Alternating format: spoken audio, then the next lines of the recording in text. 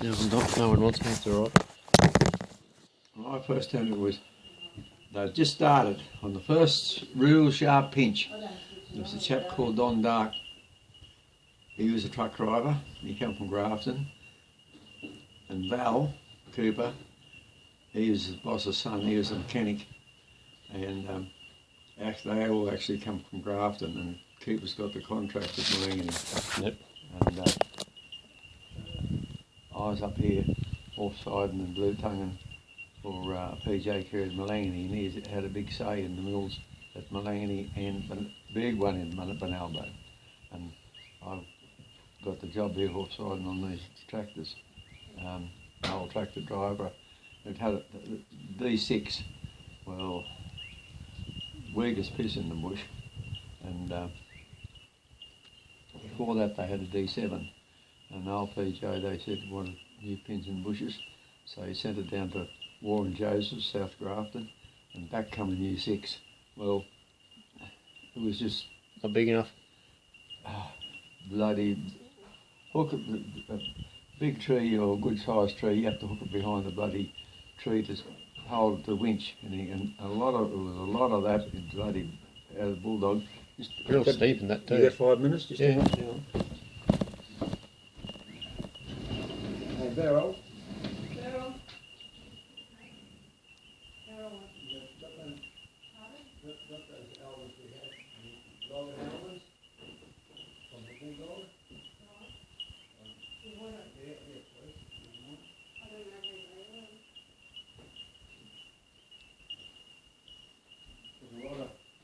A lot of the logs are 10 foot, 12 foot girth, not like that. And Jack McLean, he wouldn't go up on the board. But Bill Ranker, he had a job to see. You go right up. And big McCulloch saws. And I've known Bill Rankin, he was related to Maslins around Tungleman. I've known him since I was a kid. He used to call me boy. He said, I'm going to pull that big tallowood up there. Boy, I'll get you to drive the tractor up and hand me the saw up and the boards. He'd have 2 boards. He'd put his board in, the axe. Yep. You ever seen them? Put them Yeah, in? do the notch. Yeah, I had boards over here, but I thought I'd never use the bastards. I give them away. And you put one board in here, and then you'd stand on it, and you go, you put another one in there, and you bring the other one back over here. And he'd live up a fair way. And So how old were you when you were driving the tractors up there? I was about 20, Yep. 21. And Donnie Dark, he went to Grafton and see that they had quotas, and the quota sort of was running out at Malengani. And when the quotas ran out of Malengani, people had private property, they'd sell their timber to the mill. And over here, anywhere around. And they got one out at Coots Crossing out from Grafton, and Tiny sent Donnie Dark down there. And one of those bastards, when he's unloaded bloody logs, he followed everything. Them big sea hooks, they used to have the end of the rope, and you drive it in here. Those ones we framed, are they from the bulldog? Yeah, and he followed the log around, and he had one big log and a little log on. And of course, pretty steep country in that. And Tiny said, don't just put 5,600 on, some around that. We used to carry 6,000, 6,500, and he followed the friggin' around. And the winch driver didn't know, but they kept going. And big log, he hook must have stuck in the big log, and he went over to get it. And then what's wow. there? And the other big log bloody squashed him. The photos there, Harold. Because yeah, one of those little huts up there, the storm went through and blew trees down there. A tree came down on the little shed. It was like a two bay shed. Tree came down on that, and one of the little round roofs on the hut blew off, but it's still in one piece. We're going up on Saturday to put it back on. Oh, right. Roof back Gee, that's good. That's the truck I learned to drive. No, that's the old Hippo I drove. going up the Malangany Range where the electricity place was. Yep. I lived there.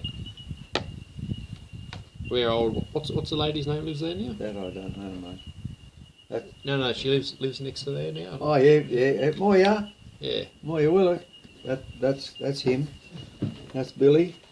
2 lifts up on the board, and you had to search the bloody believe it. The bark on the bloody blackbutt was like that, and you had to take the bark all around because you Saw her just get caught up. you jam in it. Oh, mighty bloody man. Not a very big fella, but he. Yeah, well, 10,000 a day. That's me with a bloody tractor on. You never met me brother Earl. He drove that was a 15, and we went down to Coombe. You see Thea Baldwin down there, Coombe, you go down to the road to Bayugal, and there's a turn going to Busby's Flat, Rapville, Yep. right? Well, we're back up in there logging, and I went down to pick the tractor up. A little international. Yeah, 15. Yeah. Yeah. A friend of mine's got one of those. Has he? Got it off Ron Bowen, of his uncle. Oh, right. Oh. You know Ron Bowen? Yeah. One of Trevor's brothers. He used to drive the mile run. Yeah, he did. Yeah. He used to go. Yep. That's the old hippos. That's Billy. There's him again. Yeah, see him with his little belly. But then, the bigger belly you got, a lot of them put the top cut in. And when I was full, I used to put a cut in like a watermelon, come up like that. Yep. And more leverage for the tree. They're good, but this tree wouldn't want to hit another one or something because that top part would slide off. Swivel. Not Yeah. enough of a hinge. And very, very dangerous. But of course, when you're up bloody 15 foot, or 5 foot, or 6 foot off the ground, You should get an walk around there. I sent a couple of those photos into Casino to the forestry office.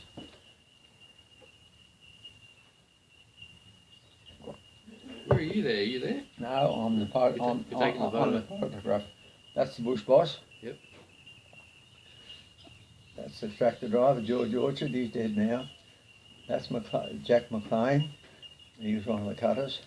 Bert Russ was the forestry fella. He measured all the logs and that. And this is little Billy. Yeah. Must be wild times. Those old McCulloch used to jam pretty hard, wouldn't they? You're going full. Which is that, mate? Those McCullochs would jam pretty bad, going full speed. That's me. A Yuga bar round the rodeo ground. Yeah. And played in big bloody red gums. And the old fella, he lived in Grafton, so he come around the back way up through Coppenhurst and called in to see what was going on there. And him and his wife, he only had one arm. And Alright. his right arm was gone. And he had a timber truck pulled around Pretty Gully and all those places up around Benalbo, but it all was in Malangany. Of course, as he got older, he put in drivers. Well, Val was a mechanic in Grafton, and when he finished that, he came up and drove and done all the mechanic work. Yep. Yeah, and this old fella come up and he's walking around. I had my bloody anchor tree. It used to be your truck would be here, and I used to cut my own skids, and they were about 12 foot long, about that round. Yep. And took a couple of blokes to lift behind them. But anyway, he walked around and well, he said, I've seen everything. Most of the fellas used to just put their anchor rope around the tree like that and go. But I backed my trailer in and I put my anchor tree rope about 20 foot up us. We used to load our trailers. Yep. And I used to take the anchor rope off the bloody trailer and get her off it. He looked up and he said, well, he said, I've seen everything. So why'd you do that? Why'd you go up so high? Keep the lift. Yep. You had your winch off the back of your truck, coming out here, come through a pulley, and that come off, and it was only so high, well, timber truck, and most times the thing would be pulling straight off the bloody ground, a dead halfway up dead pull, and you get a bloody log 3,000 foot in him, or 2,000 foot, or 1,500 feet, and he's pulling straight in like that. And I thought, that's no good. I want a lift up to help, because he walked around and seen that. He just shook his head and he said, well, he said, I've got me log for years. No. Well, fella. Where's that? Is that down at Benalbo? That's Malangany. Yeah, Just as you go up the hill where the roads turn, Yep. one goes in and one goes up there. We used to go up around there and pull down. That's poor old Harry Edwards. He was a bloke used to take all the measurements and unload the logs. Is that where the mill is now on the top? No. Just as you start to go up the hill of Malangany. Yep. Yeah, just there. The mill was there. All right. What was the tower for? That was to fix anything on these poles. Big Alright. pole going up there, and put these up or do anything to them. He was a bit of a handyman, good handyman. But they had a bloke, a saw sharpener, and he used to do the welding. That bloke used to sharpen saws, and from South Grafton they used to have a bloke come in, and they used to set the saws.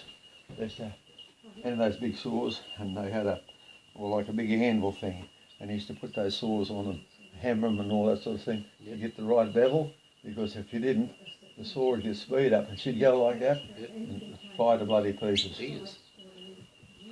So see there how that log's got all dead, Yeah. all dead in the centre. Yeah, What would they do with that log? yeah, what they do, if that's 15 foot, they'd take 15 foot, when they measured, they'd put, say, the log's 35 foot long, less 15%. You wouldn't pay for that. Yep. You only pay for What you got? the wood. And very few, even the log was solid. They always took bloody 5 or 3% or something again, because the middle of that log Can't is use it. no good. Yep.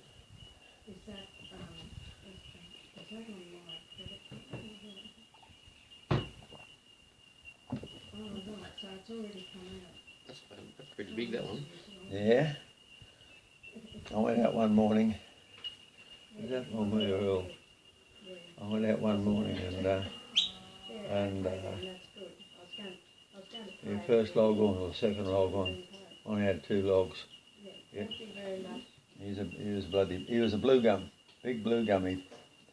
The loading ramp was here, our camp was there, and a bit of a creek there, and this big blue gum, and Billy Rankin fell in. And tractor driver couldn't pull him up straight. He had to roll him up onto the dump. Yep. He was too big. It's quite a clean cut through the back there. It's, Real top men. The saws, they always sharpened. Yep. Yeah. A big McCulloch. He had a big McCulloch. The other fellow had I just forget what little saw he had, but he only had a blade about that long. But Bill had a blade that long because remember that was you over here, that father, when Frank was there? Yep. About that big blade. through it. That's up on top of the mountain you're talking about? Yep. Yeah, this is the first little hut old Bert Russ built. Him and his wife lived in. So after a while he put his little vehicle in that, and the forestry. No, this one. That was the main. That was the fellas that used to come out with bow ties. Yep.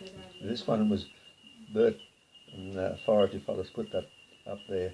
That was Bert's little hut when he first went up there, right on top of the mountain. And of a night time when if I had a late load, I'd pull in and have a cup of tea. He'd look right out across, and you'd see the light at Malangany Range where the tick gate was. Yep. Yeah, that's all been cleared again. They went up there about 6-7 months ago, and they did a whole bunch of logging up along the ridge. So that when you stand there looking like down towards Malangany, you can see Pagan's Flat. It's all clear again, so you can see the view. It's fucking great. Come I wouldn't on. believe. I used to have I don't know if you've ever seen them, an air horn on the truck. She was about that long, and I used to have her sat on the forest guard. You used to have a forest guard, a truckie somewhere with one on. We had That one, or you mean like yeah, a we did a forest guard. It was built behind your cab up around there like that. Yep. And any logs shot forward or anything like that, it hit the forest guard before it hit. No, they didn't have one. And it used to hit the forest guard before it hit your cab. Yep. Saved your cab from getting bloody in. And coming now, going into Malangani, above the rodeo ground, look across the right hand side, there's a big mountain there. And that was probably that was Hewittson's, I think it was. And there's a steep place there. And I had 3 or 4 logs on the bottom and I had 4 or 5 at the top. And they'd just been barked. And All slippery. come down and the bark, the two top logs shot forward, hit me bloody what's the name. When I got down the bottom I had to hook onto a tree or a brown stump or something and pull them back so I could move my truck around because they used Jesus. to pin it. Is that you there? Yep, yeah, it's going to Malangani Range, up where the electricity house is. Yep. Yeah, that's me. They're big trucks for the day, aren't they? Oh, yeah, yeah. Or That was a Leyland. When they first got them, this was a later Leyland, but the first one, Old Hippo, got one here somewhere. It might be it there. And they had an auxiliary box and 2-speed. Yep. And we had a pretty gully one day, and this poor bugger got killed. He was at the back, and I don't know what he done, but it was 6,000, yeah, but 7,000 or 8,000. Him used to make it work and have to use low gear, Yep. and the auxiliary box went on it. So they Smashed. yeah, the gears were too light, and they put 3-speed auxiliary in it then. Like you got your main box, and then you had your Auxiliary over the top of it. behind. Well, your main box was just under your floorboards, and then the auxiliary box was about that far behind it. Yeah, Wild gig. Where's that, you reckon? that's at Cleveland Crossing, down Hunters, Broadlands.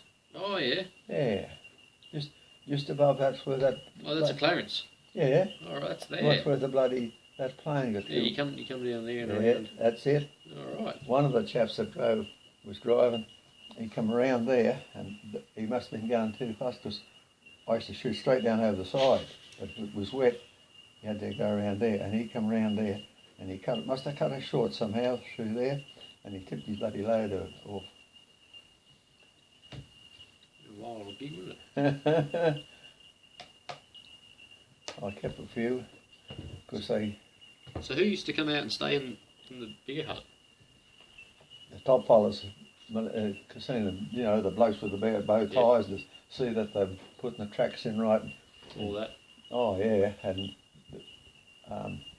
those days you had to be, or anyway, a bit of a gully. You must have had to either have a proper crossing or go around it. You couldn't because after you finished, you used to wash out the buggery. Yeah. And things had to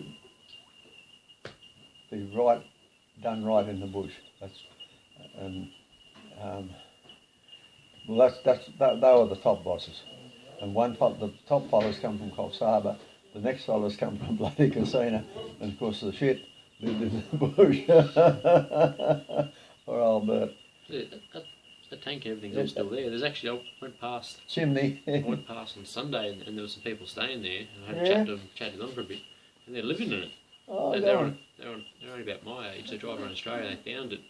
They're going to sat there for a few weeks. They got like a little patch of veggies and everything. I said, Yeah. oh, well, no one's going to stop you. Shit, the forestry wouldn't let you do that. Nah, Up here at the bloody Mount picnic Brown. ground. Mount Brown, there's a tick gate there. Was there a ticket up there as well? Right? Up Mount Brown.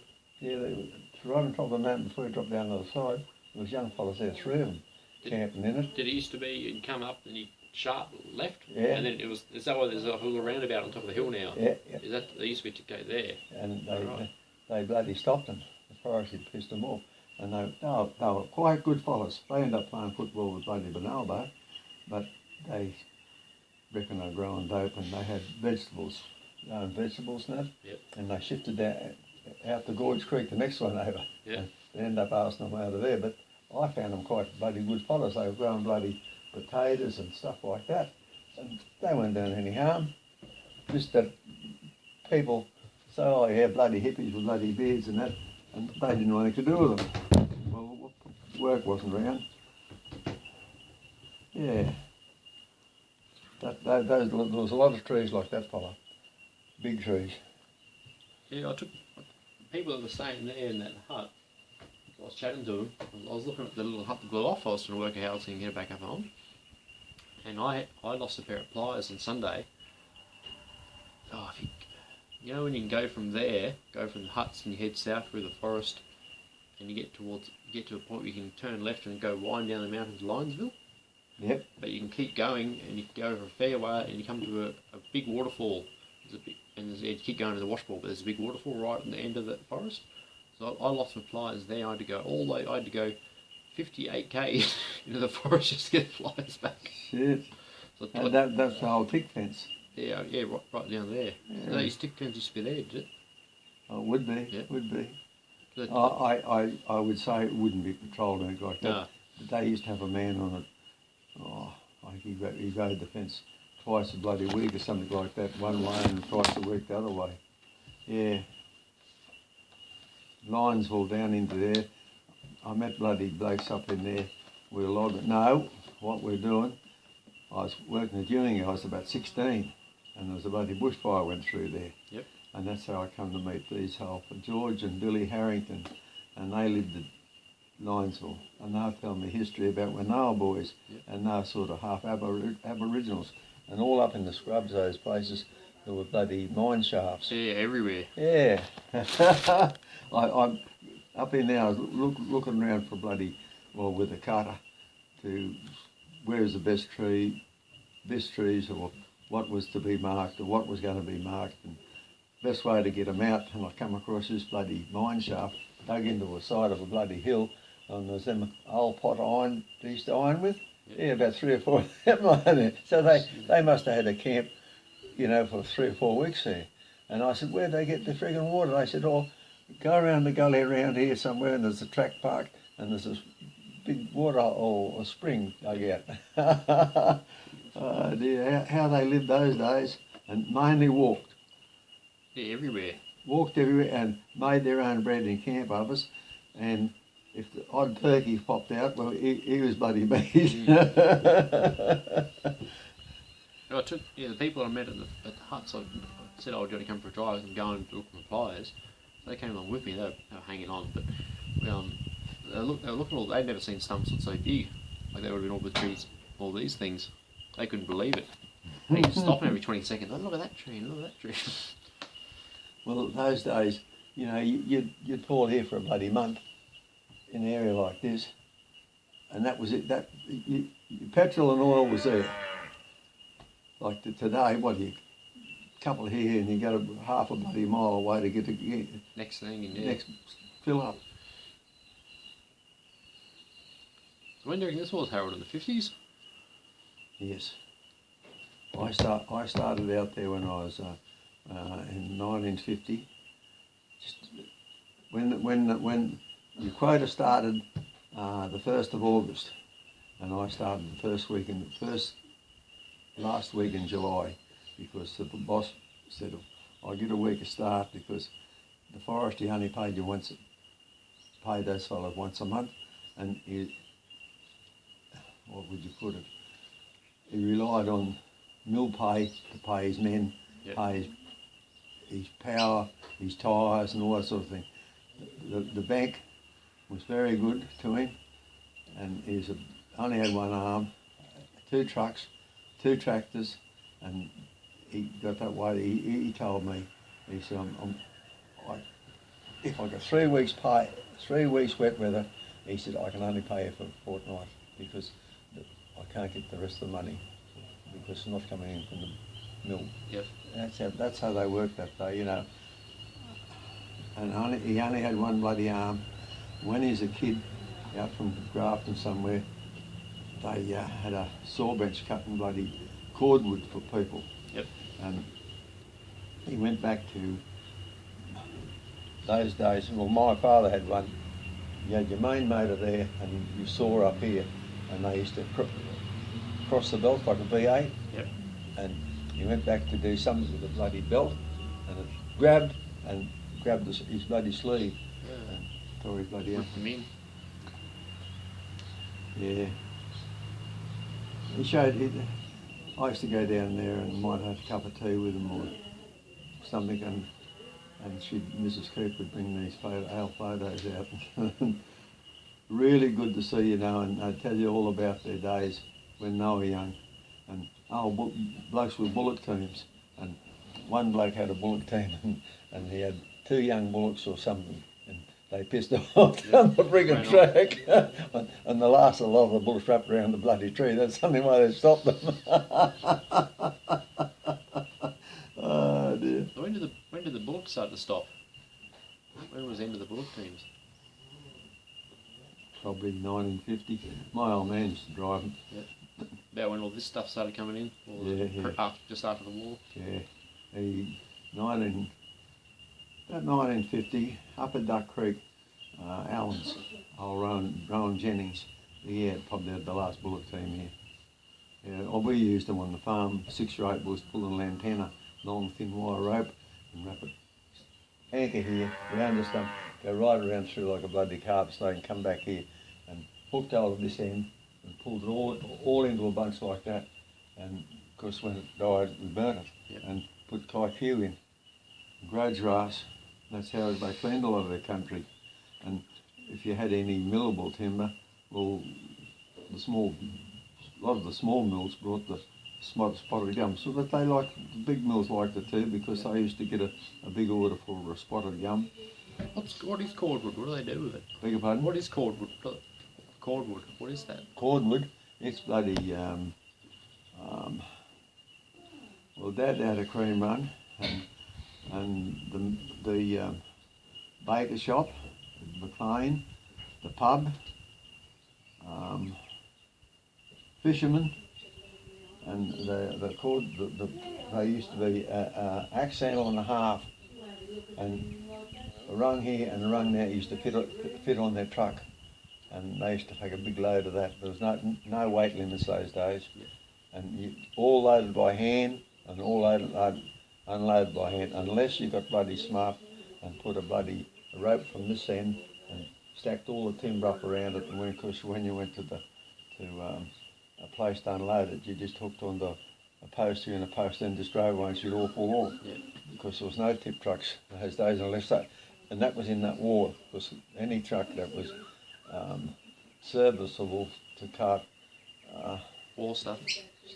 war stuff, you couldn't get it. And the only reason Dad got it, he had the cream run and carted cattle into the meatworks of Grafton or wherever.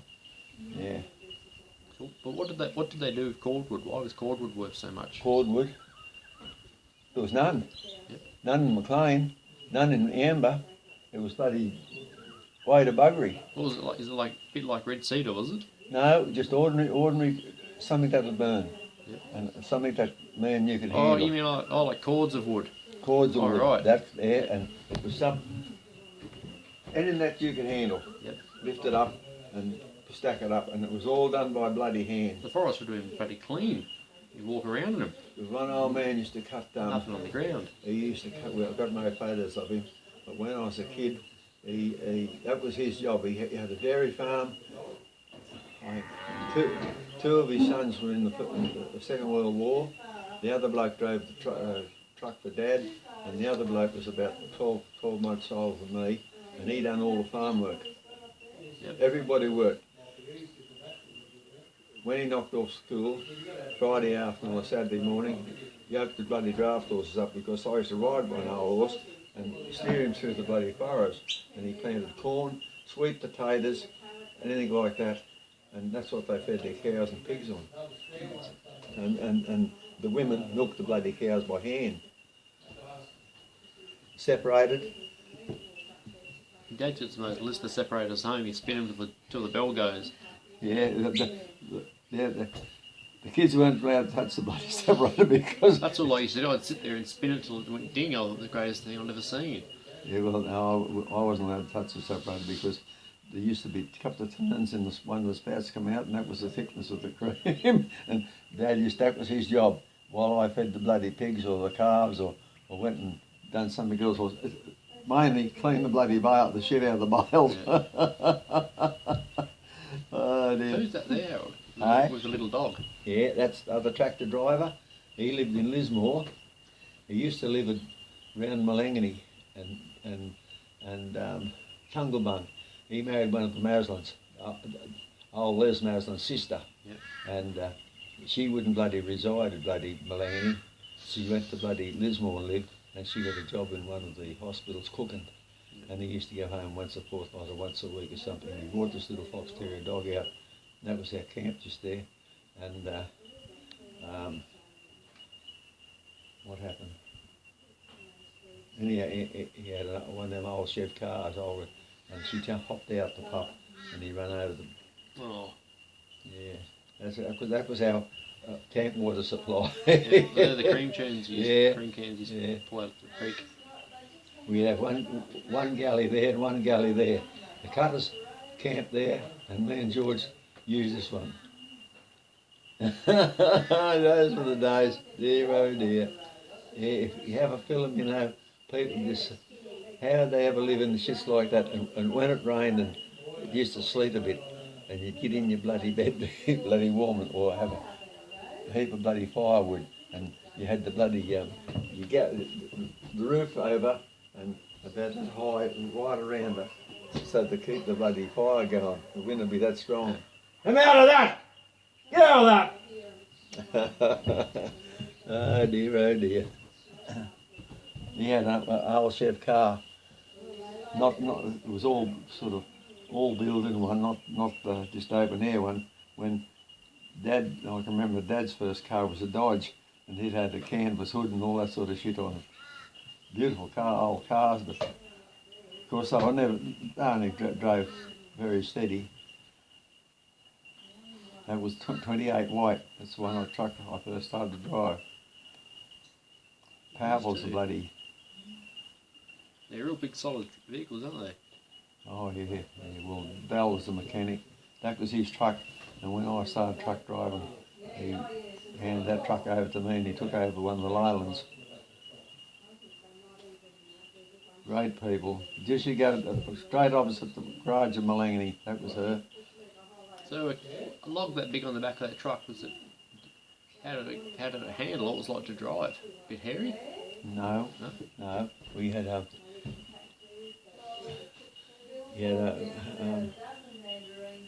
mainly we either put a little log first or that big one, but you had to be very careful of them big logs. Yep. The chocks were only that high to stop them from rolling right over, and used to, when they come off the dump, if you were a tractor driver, you had your dump and your bolster just about level, because when they come off one onto the other, if the truck was too low down, you'd go real quick and jump over your bloody chocks, and the chocks were only that high. You had to be very careful. Mainly if you had a load like that, you put your little log first. Act as chocks for them. And when you drove and bringing them in milk, well, you worked it out for yourself. You know, if it was going along flat like that, you could stoke it into a bit, but coming onto a corner and that, you had to be very careful, just a bit careful.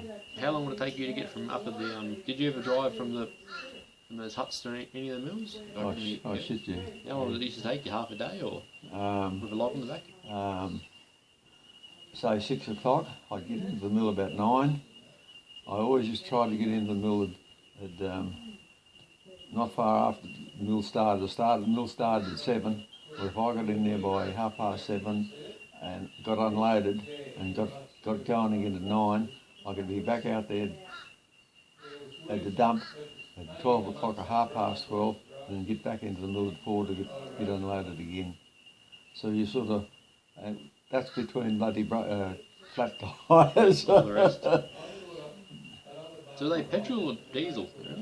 That was diesel. Yep. When it first started, it was petrol, and then he changed her over to Val, changed the motor, put a diesel in her. Yep.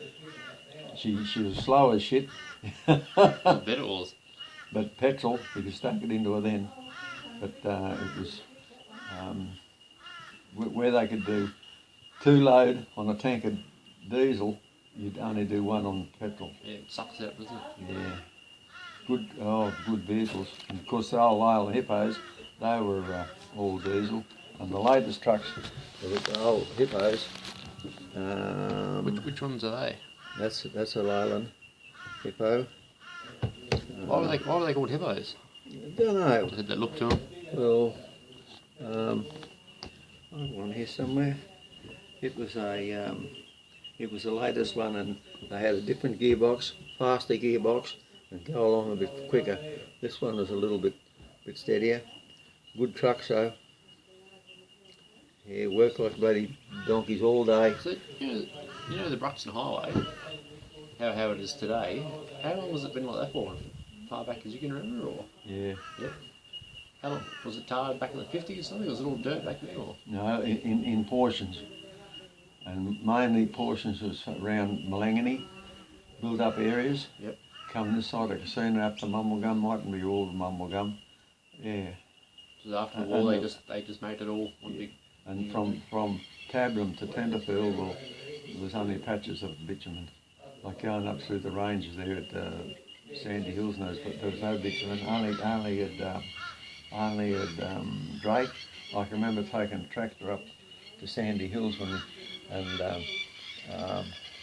it had to be ring up and make sure it wasn't wet, because they'd just been building her up, and they said, "Oh, you won't get up through there. It's too steep and too wet." Yeah. A lot in truck driving is just not hopping in and that's it. And I think that's a lot of the trouble with truck drivers today. They've got inexperienced drivers, flat bloody strap, and our trailer brakes had to be spot on. I've got a few logs from over here. Across here they all went to Malangany.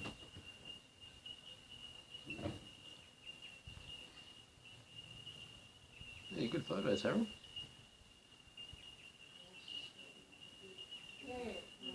That's a great truck though, isn't it, that one?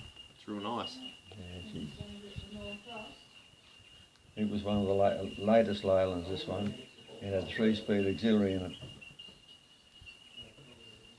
See the little shock sitting up on top?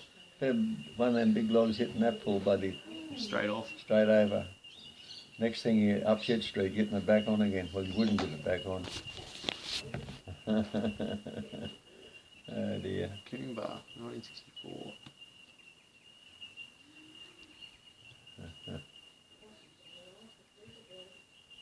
Yeah, not bad, those little TD15s. The main one bought one of his uncle and had plenty of hours on it. It's a bloody old piece of equipment. That was, when he first brought it, it come from Warren Joe's in Grafton, and where we loaded her on planks down at the bloody railway line, going down to Norco, is Norco, or one of those places down the back, and I had to build my own little loading place. The boss come down with me, and one of the bloody fellas from the railway, but they weren't interested. But right beside, I show you where I loaded, right beside the railway line, and I dozed a little part out for her. I had an angle tilt blade and levelled it all off and I suppose the planks might have been that high and I could get it. I had to sneak her up, and you had a chain on your, you had a chain. Oh, see that chain there? Yep. Yeah. And another one there. And when you loaded her, I think I had those chains a little bit loose, so she lift up a little bit. They were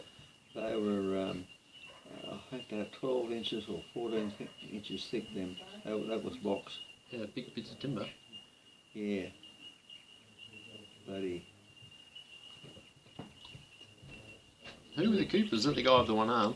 Yes, Yep. they had a big logging contractors in Malangany. IA Cooper. They end up owning everything. Bell took over when he sold the business to somebody else, the logging business. He took over the garage.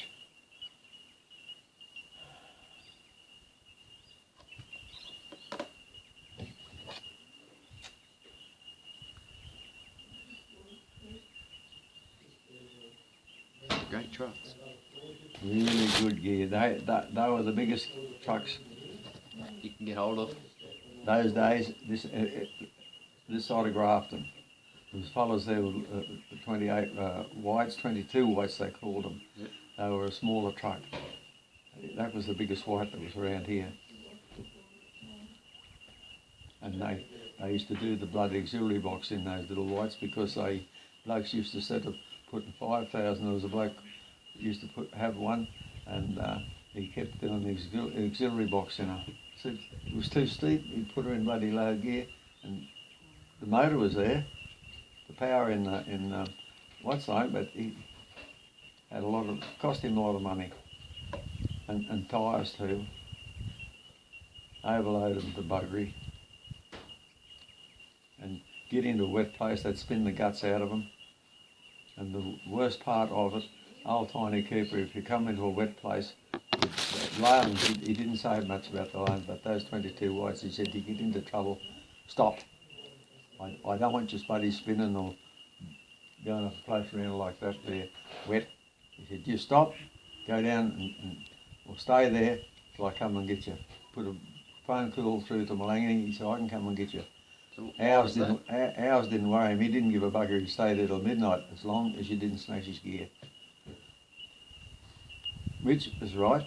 Like those days, it cost a lot of money to get a mechanic up to repair something. And they got there, they didn't have the gear. They had to go home and get winches or whatever.